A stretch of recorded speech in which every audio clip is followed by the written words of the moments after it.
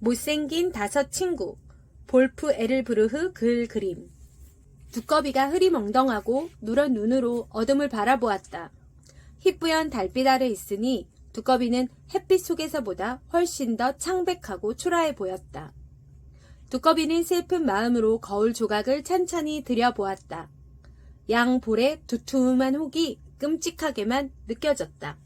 우리는 모두 최악이야. 날카로운 목소리에 두꺼비가 깜짝 놀랐다. 뒤에서 기다란 외투를 입은 잿빛 동물이 소리 없이 나타났다.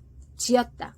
쥐야, 이 쓰레기를 뒤져먹는 놈아. 두꺼비가 마음이 약하다는 걸 생각해줘야지. 이렇게 쥐를 나무라는 것은 박쥐였다. 박쥐는 방금 잠에서 깨어 저녁 비행을 하려고 날개를 펼친 참이었다. 그래, 오늘은 아직 너 때문에 놀란 놈이 없냐? 이 늙다리 우사나. 쥐가 박쥐에게 안가품을 했다. 아니야, 박쥐는 방금 나를 놀라게 했어. 다리 위에서 기분 나빠하는 목소리가 들렸다. 거미가 줄을 타고 내려왔다가 곧 다시 위로 사라졌다. 다리 8개 아가씨, 너는 좀 놀라도 돼. 박쥐가 퉁명스럽게 말하며 거미줄을 호되게 흔들었다. 쉿. 귀가 예민한 박쥐가 속삭였다. 거미와 쥐가 몸이 굳었다. 뭐야? 두꺼비는 자기 생각에 빠져 있어 아무도 알아차리지 못했다. 하지만 이제 두꺼비도 이상하게 킥킥거리는 소리를 들었다. 그 소리는 점점 가까워졌다. 누가 웃고 있어? 쥐가 확신했다. 우리를 비웃나 봐. 두꺼비가 속삭였다. 두꺼비 말이 옳았다. 너희들 뭐가 그리 불만이야? 몹쓸 병이라도 걸렸냐? 어둠 속의 방문객이 킥킥거리며 하나하나 바라보았다. 하이에나야. 쥐가 속삭였다. 언젠가 아프리카에서 가본 적이 있었거든. 그만 웃어. 웃어도 나아지는 건 없어. 두꺼비가 늘 그렇듯이 좀 큰 소리로 말했다. 하이에나는 웃음을 멈추고 진지해졌다. 무슨 어려운 일이라도 있어? 하이에나가 빙 둘러보며 물었다. 마치 어머니 같은 말투였다. 바보 같은 놈, 우리를 좀 봐. 넌 남들이 너를 못생기고 구역질 난다고 하면 좋겠어? 쥐가 참지 못하고 소리를 질렀다. 하이에나는 잠시 말문이 막혔다. 하지만 그 친구들 옆에 가서 앉으며 엄숙하게 말했다. 남들이 잘생겼니 못생겼니 말하는 건 전혀 중요하지 않아. 중요한 것은 행동이야. 뭐든 해야 해. 자신을 위해서 또 남을 위해서. 그러면서 하이에나는 작고 반짝이는 악기를 주머니에서 꺼내 연주하기 시작했다. 색소폰이야. 언젠가 음악회에서 색소폰을 본 적이 있는 쥐가 말했다. 황홀한 연주야. 너 정말 잘하는구나. 거미가 감탄했다. 다른 친구들도 마찬가지였다. 괜찮았어? 하이에나가 잠깐 연주를 멈추고 물었다. 나 역시 꽤나 못생겼어. 그런데 너희들 모두 그걸 잊은 것 같은데? 정말 하이에나가 그렇게 멋진 연주를 하자 다른 친구들은 점점 더 하이에나가 좋아졌다. 쥐는 하이에나가 무슨 말을 하는지 알아차렸다. 쥐는 살짝 미소를 지으며 외투 깊숙한 곳에서 조심조심 작은 기타를 꺼내 연주하기 시작했다. 다리 밑은 아주 고요했다. 그런데 놀랄 만큼 부드럽고 아름다운 목소리가 새벽 공기를 가르며 울려 퍼졌다. 거미가 노래를 하기 시작한 것이다. 박쥐는 힘을 꽉 주고 달라붙어 있어야 한다는 것을 거의 잊을 뻔했다.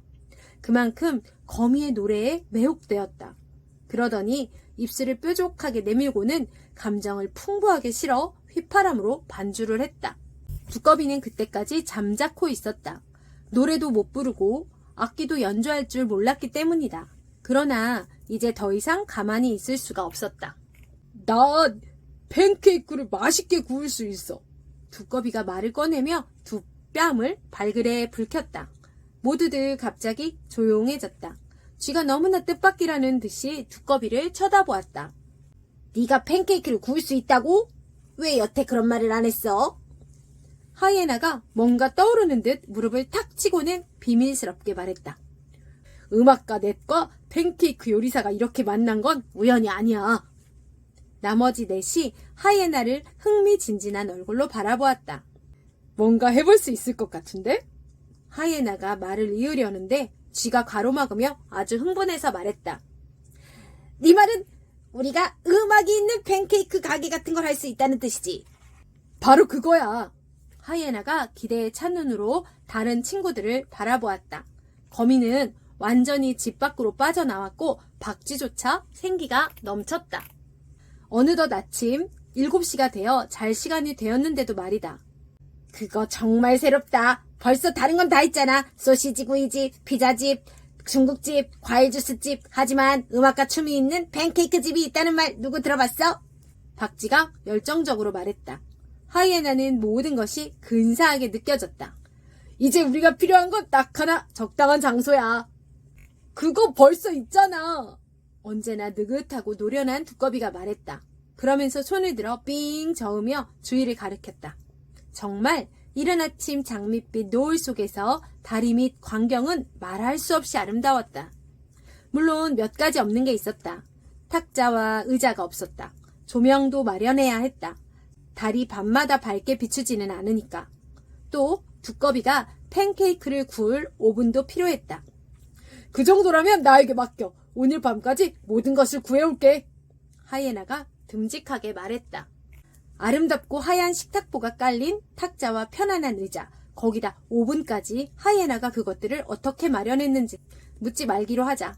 이제 다리 밑에는 거미가 특별히 직접 짠 질긴 줄에 종이 등도 매달려 있었다.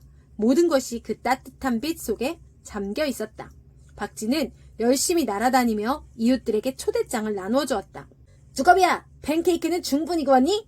쥐가 바쁘게 돌아다니며 물었다. 모두가 그런 것처럼 쥐 역시 손님이 올 생각에 들떠 있었다. 조금 있으면 올 거야. 너희 생각도 그렇지.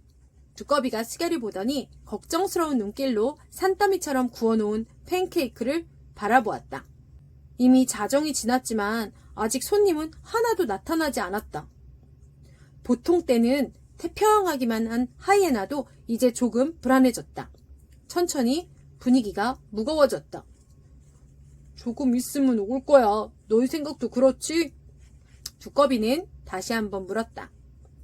모두들 아무도 오지 않는 것이 자기 탓이라고 생각했다. 박쥐는 자기 딴에는 친절하게 초대장을 나눠주었지만 다른 동물들은 두렵기만 했을 거라고 생각했다. 두꺼비는 쌓여있는 팬케이크를 보자 갑자기 입맛이 뚝 떨어졌다. 쥐는 말없이 앞만 바라보고 있었다. 거미는 슬픈 표정으로 눈물을 글썽였다. 갑자기 하이에나가 무거운 침묵을 깨뜨리며 우렁차게 말했다. 계속 이러고 있을 거야? 더는 못 참겠다. 두꺼비야, 팬케이크 한 판씩 돌려. 이제 시작해보자. 정말 따뜻한 팬케이크를 먹고 나니 세상이 완전히 달라 보였다. 하이에나가 색소폰을 꺼냈고 다른 친구들도 다시 기운을 차렸다. 그래, 기죽을 필요 없어. 우린 음악이 있어. 팬케이크도 있고 그리고 모두 함께 있잖아. 쥐가 기타를 꺼내며 말했다. 반대할 까닭이 없었다. 친구들끼리 축하하지 말란 법이 있나? 거미는 금방 울음을 그쳤고 박쥐는 다시 미소를 지었다. 하이에나는 색소폰을 불고 쥐는 기타를 쳤다. 곧 5 친구는 왁자지껄 즐거운 잔치를 벌였다. 마침내 그 소리가 마을 구석진 곳까지 울려 퍼졌다. 무슨 일이 있나 봐. 여우가 거위에게 말했다. 거위를 잡아먹으려던 생각을 완전히 잊어버렸다. 얼른 가보자. 거위가 조마조마했던 마음을 놓고 안심해서 말했다. 좋아, 가보자, 꽥꽥. 그리고 토끼와 고슴도치, 개, 까마귀, 닭, 소와 돼지, 겨울잠쥐, 고양이, 생쥐까지 모두 들어왔다. 근사한 밤이었다. 앞으로도 계속 할 거니? 특별히 즐거워했던 늙은 토끼가 물었다. 응, 오늘 저녁부터 날마다 땅거미가 내리면. 쥐가 말하며 행복한 얼굴로 친구들을 둘러보았다. 끝.